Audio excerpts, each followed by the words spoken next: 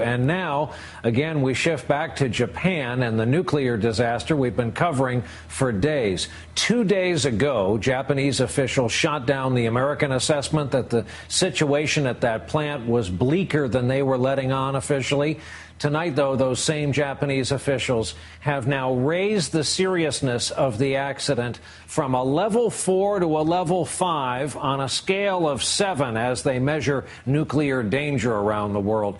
That puts this on par with 3 Mile Island here in the U.S. And there are new efforts again tonight to cool down those troubled reactors. Our own Robert Bazell in Tokyo again tonight. Bob, good evening.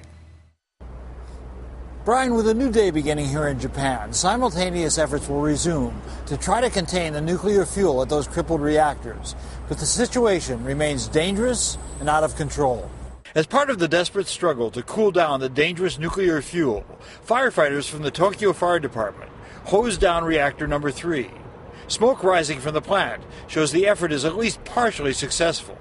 In the next major effort, workers are hooking electricity to try to get the pumps running. But what if the pumps are damaged beyond repair? There's so many other factors that I'm not going to even start to guess on how complicated that gets. Beyond the reactor core, pumps are needed to refill tanks like these, containing the spent fuel rods. In fact, there's 1,760 tons of fuel in the tanks, 4 times more than in the reactor. This photograph shows the damage near the fuel tanks at Reactor 4. Officials fear many tanks may have lost all or part of their water in the earthquake, leaving the fuel susceptible to damage and even explosion. Shooting or pumping water is one solution, but there is great concern that some of the pools are too damaged to hold water.